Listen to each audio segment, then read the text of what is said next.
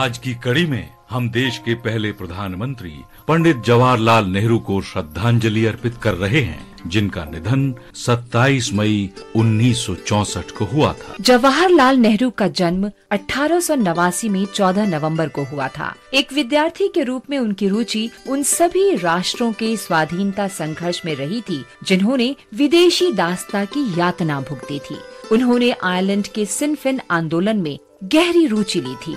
1912 में वे इंग्लैंड से भारत लौटे और देश के स्वाधीनता संग्राम से जुड़ गए। 1912 में ही उन्होंने एक प्रतिनिधि के रूप में बांकीपुर अधिवेशन में भाग लिया और 1919 में इलाहाबाद में होम रूल लीग के सचिव बनाए गए। 1916 में पहली बार उनकी मुलाकात महात्मा गांधी से हुई और वो गांधी जी से बहुत प्रभावित हुए। 1920 में उन्होंने उत्तर प्रदेश के प्रतापगढ़ जिले में पहली किसान रैली का आयोजन किया और फिर 1920 से 1922 के दौरान असहयोग आंदोलन के सिलसिले में वो 2 बार जेल गए। 1926 में मद्रास सम्मेलन में जवाहरलाल नेहरू ने कांग्रेस को स्वतंत्रता के लक्ष्य की ओर प्रतिबद्ध करने में महत्वपूर्ण भूमिका निभाई।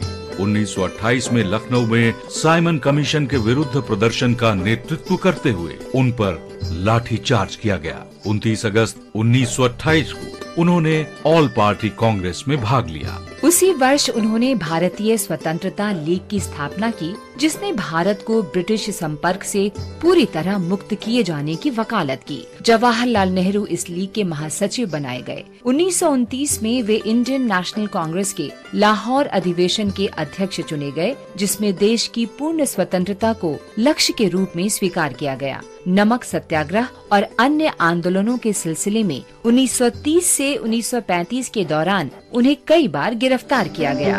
31 अक्टूबर 1940 को पंडित जवाहरलाल नेहरू को द्वितीय विश्व युद्ध में भारत की जबरन भागीदारी के विरोध में सत्याग्रह करते हुए गिरफ्तार कर लिया गया। 7 अगस्त 1942 को मुंबई के कांग्रेस अधिवेशन में उन्होंने ऐतिहासिक भारत छोड़ो प्रस्ताव पेश किया।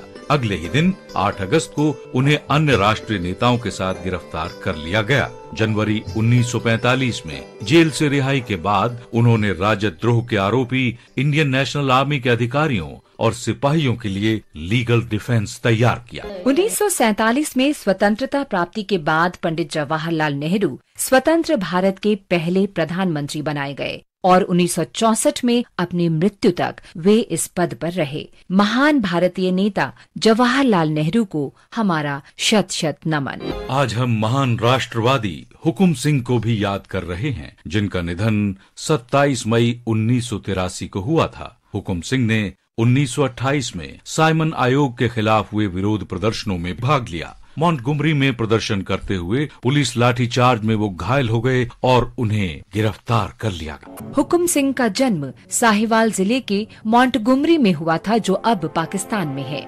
शिरोमणि अकाली दल के माध्यम से वे राजनीति में आए और 3 वर्ष तक इसके अध्यक्ष रहे। वो मॉन्टगोमरी सिंह सभा के भी सदस्य थे और 3 साल तक इसके प्रमुख रहे।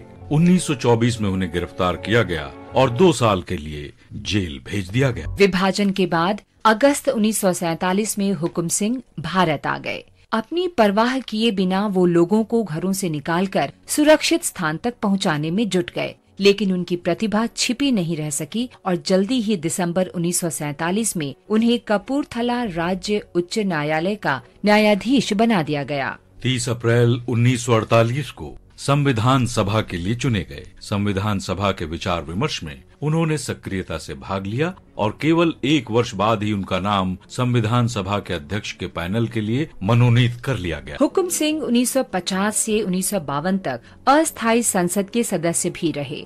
तीसरी लोकसभा में वे सदन के अध्यक्ष बनाए गए। उनके द्वारा तय नियम और संविधाएं आज भी संसद के कामकाज का मार्गदर्शन करती हैं। 1983 में 27 मई को उनका निधन हो गया।